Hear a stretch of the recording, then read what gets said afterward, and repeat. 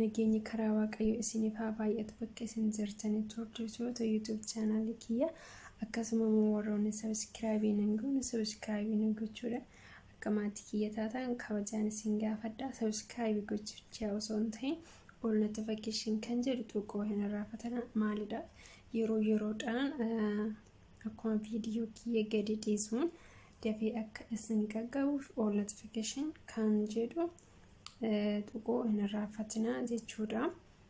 Osoon barumsan har'aaf qabadhee isiniin dura tanaan dura viidiyoo lama isin barsiiseen jira jechuudha waa'ee rifeensa keenya irratti koomentii jalatti ta'ee keessan jechuudha.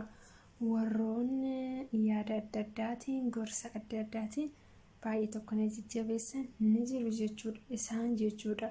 Baay'ee tokko galatoomaa isiniin jedha baay'ee tokko galatoomaa baay'ee tokko isin kabaja baay'ee tokko isin jaaladha isiniin jedha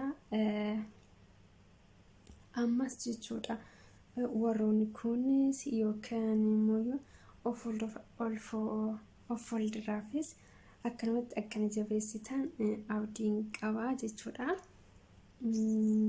Kanuma barumsiin har'aaf qabadhee isiniif dhiyaate maalidha? Wantoota rifeensa keenya akka hin dheeranne yookiin immoo kan nurraa caccabsu kan nurraa bubuqqa'u maaliif rifeensi keenya nurraa caccabu yookiin maaliif nu dheerachuu dida kan jedhu sababa 7 jechuudha. Isa tokkoon isinitti hima obsaan hanga dhumaatitti na eegaa isiniin jira. Tokkoffaa irratti wantoonni rifeensa keenya irraa bubuqqeessu yookiin caccabsu yookiin akka hin dheeranne kan taasisu maali tokkoffaan kan rifeensa keenya ittiin qabsiisnu jechuudha. Kan rifeensa keenya ittiin qabsiisnu fakkeenyaaf laastikii birrii yookiin shaaxxee jechuudha. Rifeensi keenya baay'ee yabbuudha. Baay'eedhas rifeensa keenya yabbuu kan yookiin baay'ee kana laastikii birriitiin yookiin shaaxxee xiqqishu sanii yoo qabsifne rifeensa keenya nu buqqisa jechuudha.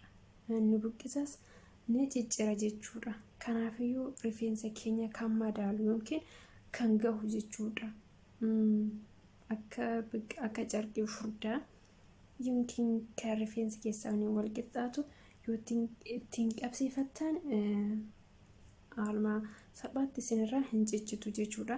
Lammaffaa irratti immoo kan rifeensa keenya nurraa bubuqqisu yookiin akka nuuf hin guddanne kan taasisu maalidha? Wiigii jechuudha. Wiigii istaayilii adda addaatiif jecha yookiin immoo rifeensi keenya gabaabaa yoo ta'e akka nuuf dheeratuuf itti dabalannee dhahanna jechuudha.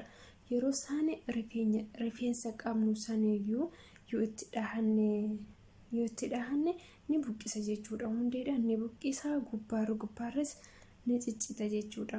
Kanaafiyyuu yeroo tokkos maybe yoo itti dhahanne yeroo itti dhahannu sanoo yoo itti dhahatta sanooyyuu osoo fufurdistanii itti dhahattanii xiqqoo akka qaqallaa sanarra xiqqoo isinirraan bobbooqqa'u jechuudha. Kanaafiyyuu wiigii osoo itti dhahachuu baattanii rifeensuma qabdassan haalaan itti fayyadamtanii yookiin haalaan qabdanii rifeensi keessan isinirraan bobbooqqa'u yookiin akka hin dheeranne hin ta'u jechuudha.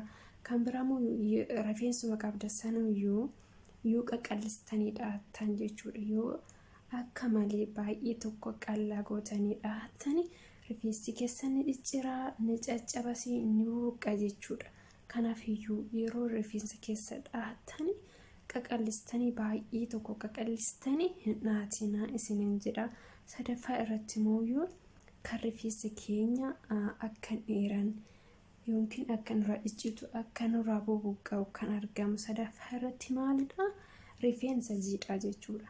Rifeensa jiidhaa yoo jennu yookiin shaaworii seenne shaaworii ta'uu danda'a yookiin immoo rooba keessa deemne dadhabne akkasumatti yoo ittiin bulle akkasumatti ittiin bulle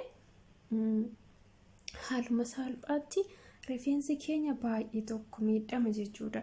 Shaaworiidhaas ta'u yookiin yeroo roobni nutti roobe san yeruma san jiidhaa san filachuu qabna jechuudha. filannee ofii keenya goggosuu qabna malee shaashiidhaan ukkaamsinee yoo akkasumatti bulleen yookiin akkasumatti guyyaa 2-3 turre rifeensi keenya baay'ee tokko cicciraa in ciccita jechuudha. Ofiin jiidhaa sana akkasumatti bullee ittiin ukkaamame waan turre ofumaa isaatii goggogeef yeroo goggogaa saffiltammoo yoo baay'ee tokko sinarraa ciccita jechuudha. Kanaafiyyuu yeruma jiidhaa isaan ofii keessanii goggossaa yookiin filata goggossaa ta'u wanna qabdan itti dibadhaa jechuudha. Arfaffaa irratti immoo kan rifeensi keenya akka dheeranne kan godhu shaampoo jechuudha. Shaampoo gosoonni shaampoo baay'eedha jechuudha.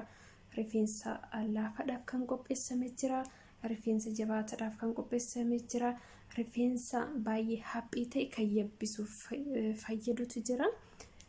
Rifeensa baay'ee kaardada yaani jajjabaataa ta'e laaffisuuf kan fayyadu jira jechuudha.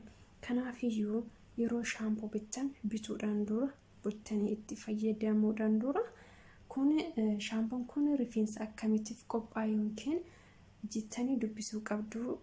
Rifeensa keessanii kan wal fakkaattu bittanii itti fayyadamuu qabdu malee zimmi jettanii akkuma gabayaadhaa bittanii itti fayyadamuu qabdanii jechuudha. Kanaafiyyuu kan shaampoo kan rifeensa keessaniin wal fakkaatu bitadhaatu itti fayyadamaa isiniin jedha. Shanaffaa irratti mooyyuu kan rifeensa keenya akka dheeraan yookiin caccabsu kukkutu nurra nuuf godhu maalidha? Ifa aduu jechuudha. Ifni aduu baay'ee tokko rifeensa keenya akka dheeran ni godha. Mantaallee hin baasa jechuudha. Mantaallee ni baasa jechuudha. Kanaafiyyuu ifa aduu keessa yoo hojjennu yookiin yoo ifa aduu keessa hojjennu yookiin keessa soo deemnu shaashii itti marachuu qabna jechuudha. Rifeensa keenyatti shaashii hanga dandeenye shaashii itti maranne hojjechuu yookiin keessa deemuu qabna malee namni tokko mooyyuu dhadhaasaa ta'uu qibaatii yookiin dibata adda addaa